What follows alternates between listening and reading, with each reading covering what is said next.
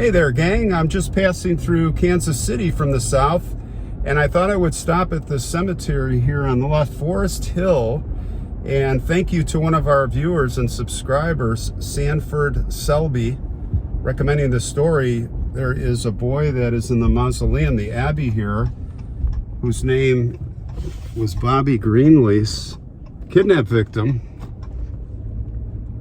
and we're gonna go inside and check it out. We're in.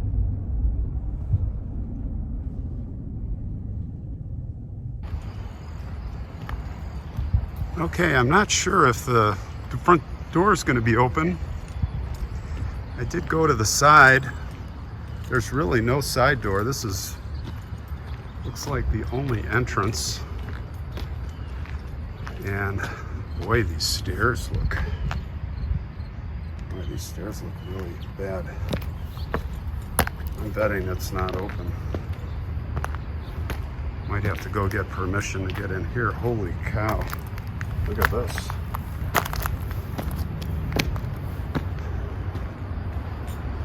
Well, we shall see. We shall see. No, it is locked. All right, so let's see. Let's see if we can get permission to get in there. All right, gang, success. We got the keys. No mask required. We are by ourselves because we're the only ones with the keys. So let's have a look inside here. Let's have a slow look at this whole thing. What do you think? Looks intriguing.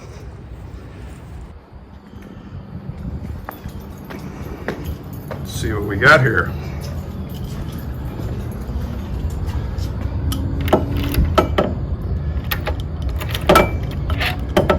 Looks like the keys are working.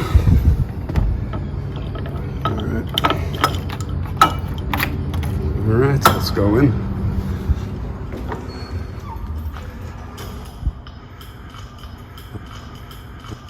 Look at this. We got a dome. And look at the reliefs. Wow, there's a whole story to be told here. This is amazing. And you can tell nobody's coming in here. Hardly ever. I feel privileged to get access, and it's just us. So it looks like we have two wings,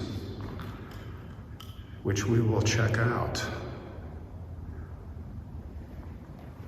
I'll give you a full look. That's where we came in. And yeah, I love that. The carvings up there. Okay, got some beautiful fixtures. Look at that.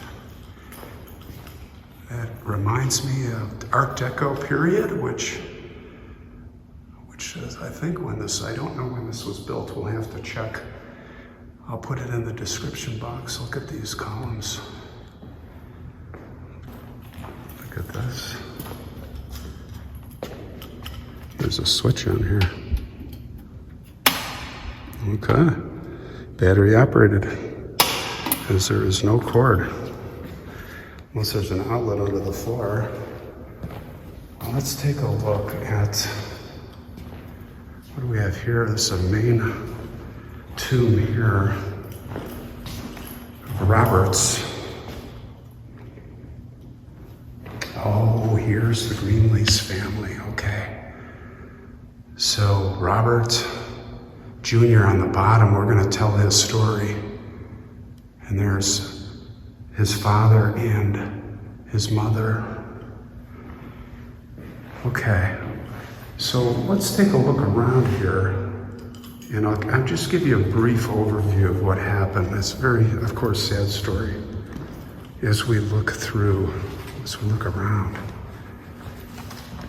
So the boy was only 6 years old. He was going to a school. It was a Notre Dame school here in Kansas City. Notre Dame, the CN. And, you know, a normal day at school, the nuns, and all of a sudden this woman came in from outside. Her name actually was Heady, but she told the nun that she was an aunt or something. She said, you need to go get little Bobby Greenlease. Why? His mother suffered a heart attack. She was at the mall. She's dying. So the nun released Bobby to the woman. Now, of course, today they wouldn't do that. It would never happen, because these kind of things happen every once in a while.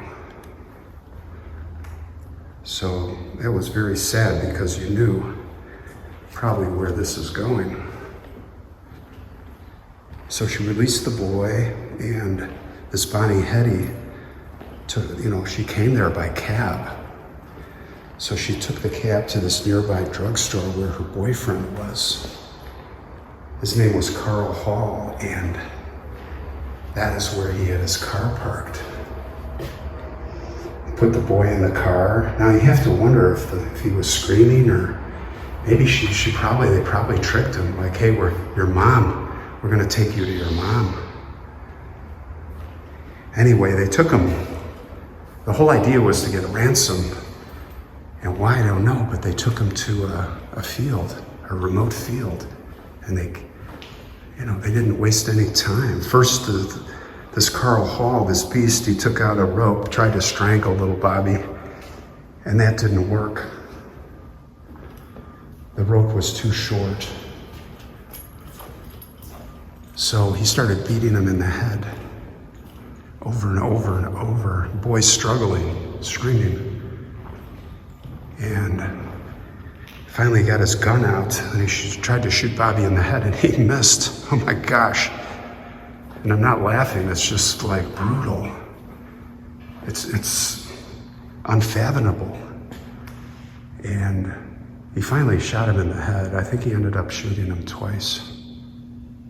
Finally killed him. He put him on, thank God he was out of his misery at least. So about that same time, a little bit later, the nun calls the house. She says, how's mom doing? Is she in the hospital? What's going on?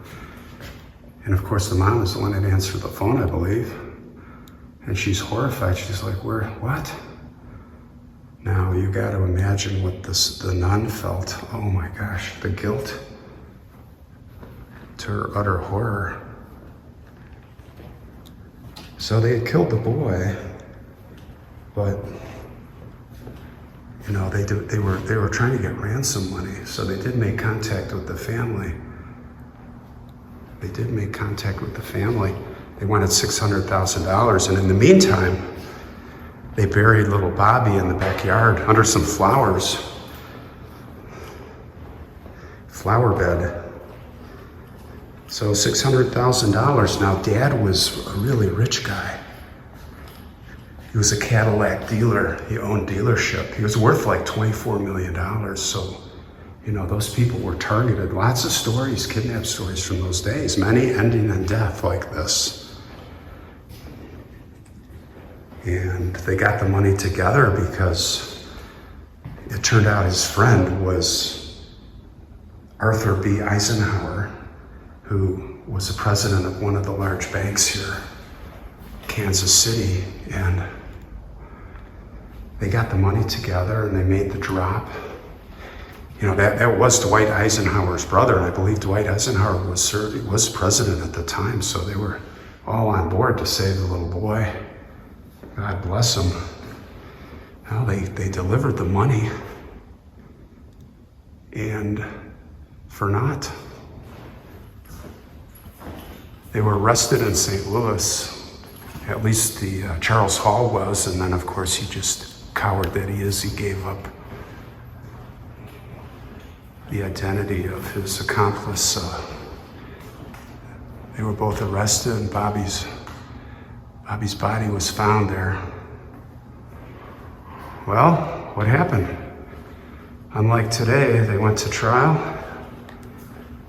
They were found guilty, and they're both sentenced to death.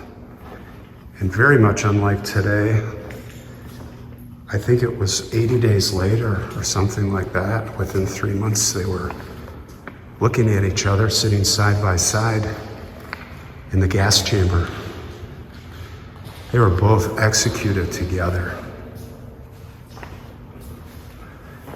That's how it should be done.